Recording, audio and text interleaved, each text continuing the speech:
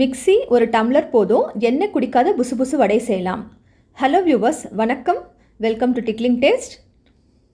நம்ம தலைப்புக்கு ஏற்ற மாதிரி இன்றைக்கான ரெசிபி நம்ம பார்க்க போகிறோம். ரொம்பவும் ஈஸியாக, அதே போல் புசு புசுன்னு எண்ணெய் குடிக்காத வடையை ஜஸ்ட்டு ஒரு டம்ளர் வச்சுட்டு மிக்சியில் செய்ய போகிறோம்.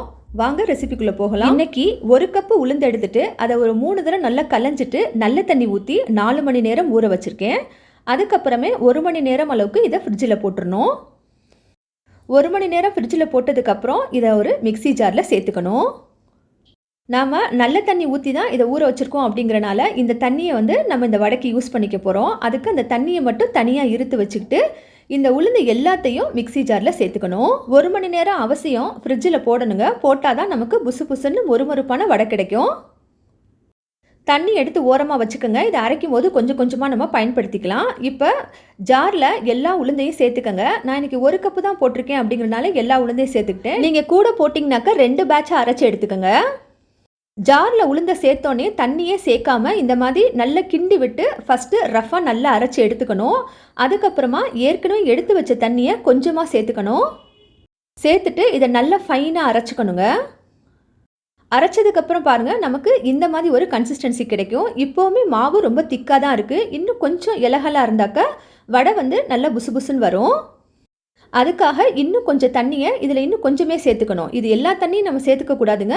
ஜஸ்ட்டு நான் இப்போ சேர்த்துருக்கிறது ஒரு 1/2 கிளாஸ் அளவு தண்ணி தான். அதையும் சேர்த்து அரைச்சதுக்கப்புறம் பாருங்கள், மாவு இந்த பக்குவத்தில் இருக்கும். நீங்கள் ஒருவேளை ஃப்ரிட்ஜில் வைக்கிறதுக்கு மறந்து போயிருந்தீங்கன்னா அதுக்கு பதிலாக நம்ம அரைக்கும் போது நல்லா ஐஸ் கட்டி 5லேருந்து 6 சேர்த்துக்கிட்டு அரைக்கணும், தண்ணியே ஊற்றாமல்.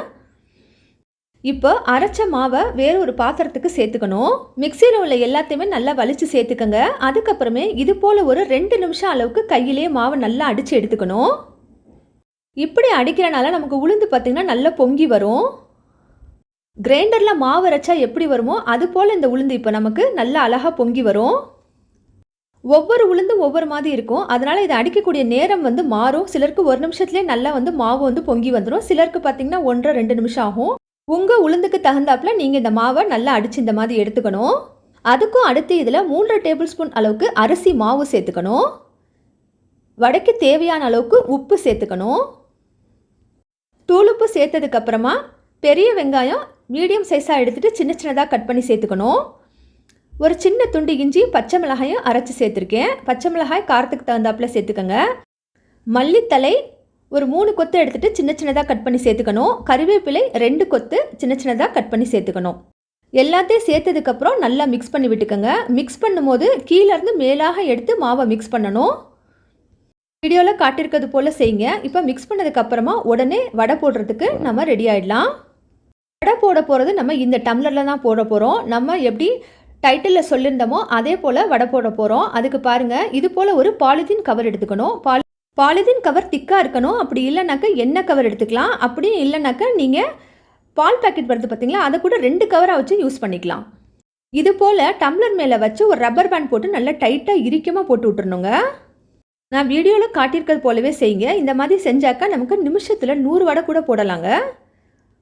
நம்ம இந்த வடையை எப்படி போட போகிறோன்ற ஒரு ட்ரையல் பாருங்கள். இந்த கிளாஸ் மேலே லைட்டாக தண்ணி தேய்ச்சி விட்டுட்டு அதுக்கப்புறம் வடை மாவை எடுத்து இந்த பேப்பர் மேலே வச்சு நம்ம நடுவில் ஒரு ஓட்டை போட்டு இதை அப்படியே எண்ணெய் சட்டியில் காட்ட போகிறோம். காட்டினோம் அப்படின்னாக்கா அழகாக பார்த்திங்கனாக்கா இது போய் எண்ணெய் சட்டியில் விழுந்துடும். நமக்கு வடையும் பார்த்திங்கன்னா ரொம்ப ஷேப்பாகவும் இருக்கும். அதே போல் கடகடன் ஈஸியாகவும் போட்டுடலாம். இப்போ வாங்க வடை போடலாம். வடை சட்டியில் தேவையான அளவுக்கு எண்ணெய் ஊற்றிக்கங்க. வடை நல்லா முங்குற அளவுக்கு எண்ணெய் ஊற்றிக்கணுங்க. ரொம்ப கம்மியாக ஊற்றக்கூடாது. ஒரே அளவில் வரணும் அப்படின்னாக்க இது போல் ஒரு ஸ்பூன் எடுத்துக்கோங்க. ஃபஸ்ட்டு அந்த பேப்பர் மேலே தண்ணி அப்ளை பண்ணி விட்டுட்டு அதுக்கப்புறம் மாவு எடுத்து வச்சு எல்லா சைடும் சமப்படுத்தி விடுங்க. இந்த கிளாஸ்க்குள்ளேயே ரவுண்டாக அந்த மாவு வந்துடும். அதுக்கப்புறம் நடுவில் ஒரு ஓட்டை போடுங்க. அந்த ஓட்டை போடும்போது அவசியம் தண்ணியை தொட்டுக்கிட்டு ஓட்டை போட்டுட்டு இதை அப்படியே எடுத்து கிளாஸை கவுத்துங்க எண்ணெயில். பார்த்தீங்கன்னாக்க சூப்பராக அந்த மாவு எண்ணெய்க்கு போயிடும்.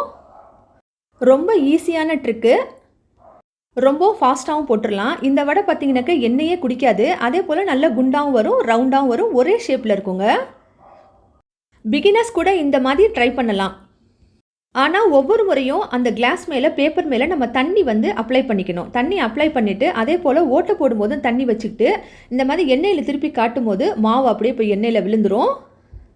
எண்ணெய் நல்லா ஓரளவுக்கு சூடானதுக்கு அப்புறம் ஃபுல் ஃப்ளேமில் வச்சுட்டு போடணும். எண்ணெய் நல்லா சூடாக இருந்தாக்க நமக்கு சட்டியில் வடை ஒட்டாது, அதே போல் வடை ஒன்றோட ஒன்று ஒட்டிக்காது.